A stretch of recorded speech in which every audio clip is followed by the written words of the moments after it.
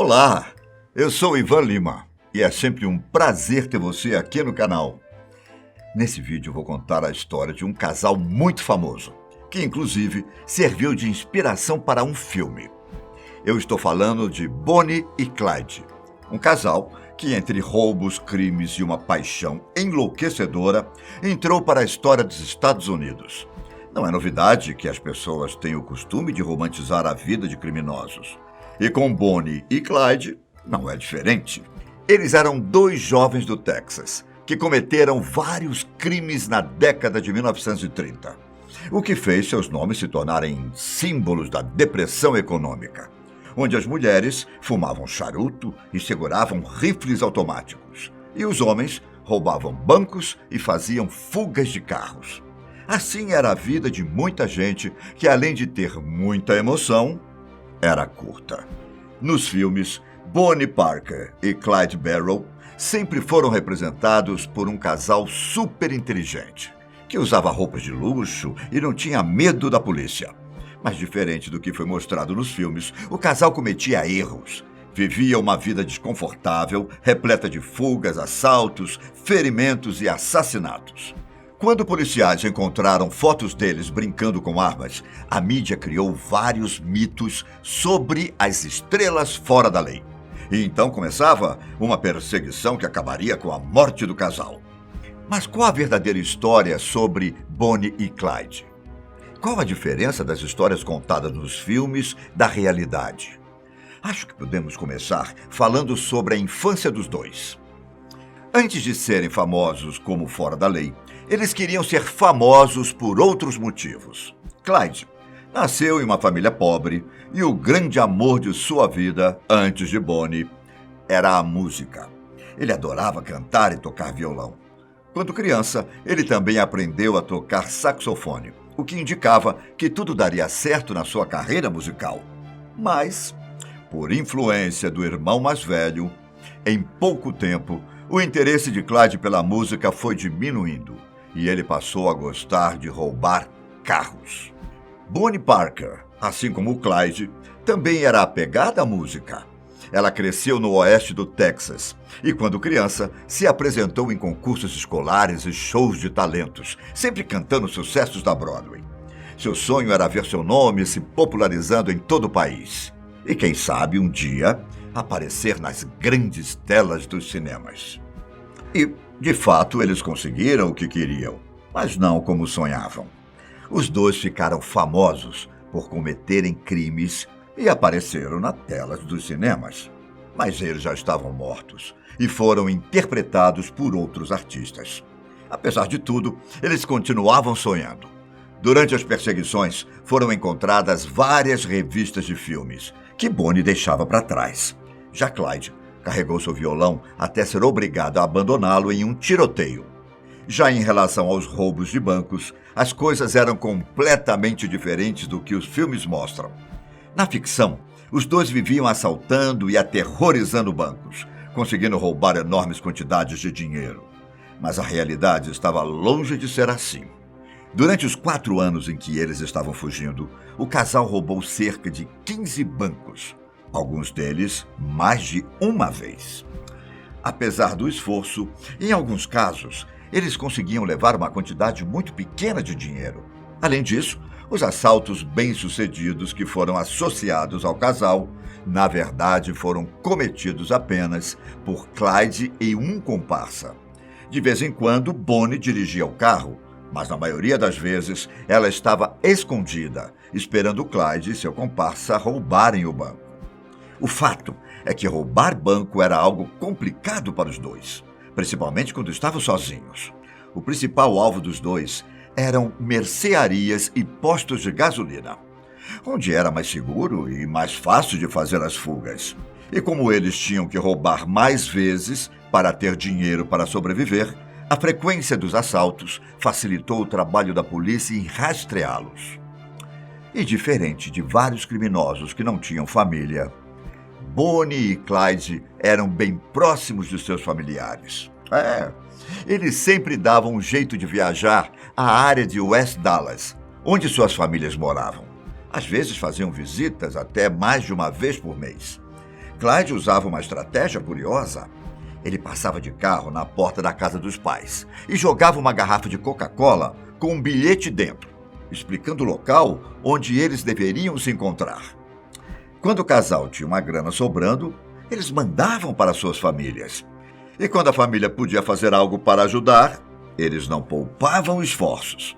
A relação era tão boa que quando o Clyde morreu, ele estava negociando algumas terras para dar de presente para seus pais.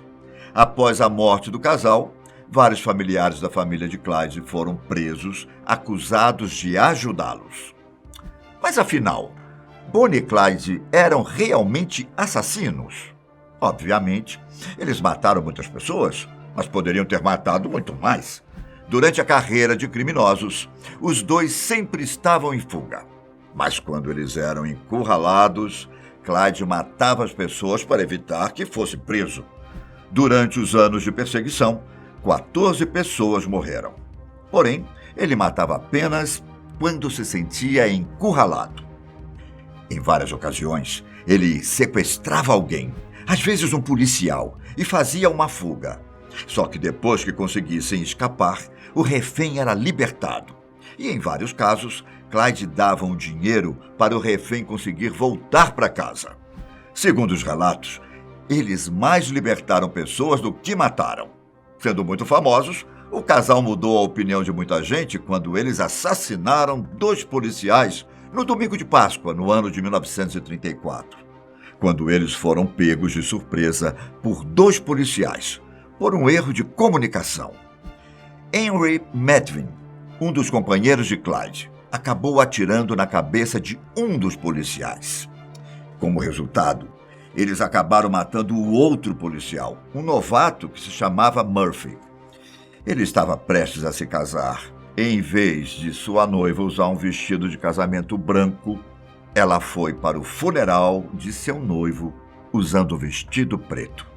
Por causa desse fato, muita gente que aplaudia o casal passou a torcer para que eles fossem capturados. E a queda do casal?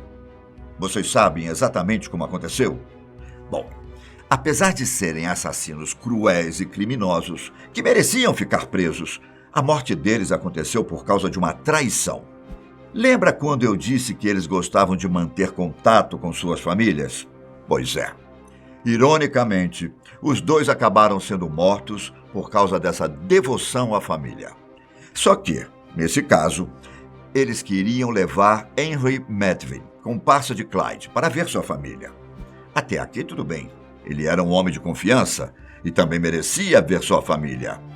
Só que Henry, junto de seu pai, conspirou contra Bonnie e Clyde. Ele alertou os policiais sobre o paradeiro do casal e, com isso, Henry ganharia o perdão da polícia. Na noite do dia 21 de maio de 1934, 6 policiais montaram uma emboscada em uma estrada. Eles vigiavam o pai de Henry, que ficou na beira da estrada para servir como distração. Os policiais passaram a noite esperando a dupla, mas nada deles aparecerem. Depois de alguns dias, exatamente no dia 23 de maio, por volta das 9h15 da noite, Bonnie e Clyde finalmente apareceram, dirigindo um Ford V8. Ao ver o pai de Henry na beira da estrada, eles pararam. E antes de descer do carro, os policiais abriram fogo. Clyde foi morto instantaneamente por um tiro na cabeça. E um dos policiais contou que Bonnie gritava sem parar ao perceber que ele estava morto. Para garantir, Frank Hammer, o líder dos policiais, se aproximou do carro e disparou mais vários tiros contra Bonnie. Ela segurava um sanduíche que havia começado a comer e que foi sua última refeição. A cena da morte do casal se tornou um caos até a chegada do legista. Muitas pessoas foram até o local para tentar pegar algo do carro. Um homem tentou cortar a orelha de Clyde, enquanto o outro pegou um pedaço do vestido manchado de sangue de Bonnie. Quando as autoridades chegaram para pegar os corpos, havia uma multidão no local, tentando levar algo do local. Segundo o relatório do legista, o corpo de Clyde havia 17 buracos, enquanto o de Bonnie havia 26 marcas de tiro. O estrago foi tanto que o agente funerário designado para preservar os corpos para os funerais disse que os corpos tinham tantos buracos que era difícil manter o fluido do embalsamento em seus corpos. Durante muito tempo, o Ford V8, apelidado de Carro da Morte, esteve em exposição por todo o país. Cheio de buracos de bala e manchas de sangue, o carro foi uma atração turística durante muito tempo, até se estabelecer em um cassino no estado de Nevada, junto com as fotos brutais da cena de morte de Bonnie e Clyde. O carro serve como um lembrete assustador do final sangrento do casal de bandidos mais insano dos Estados Unidos. Se você se interessa sobre a história deles, eu te indico o espetacular filme Bonnie and Clyde, de 2013, que conta de forma romantizada a história do casal. Mas se você quer ver a versão da polícia, eu indico o filme Estrada Sem Lei, que acompanha 2 policiais que tentam prender os notórios criminosos. Bom, e eu me despeço por aqui. Até a próxima.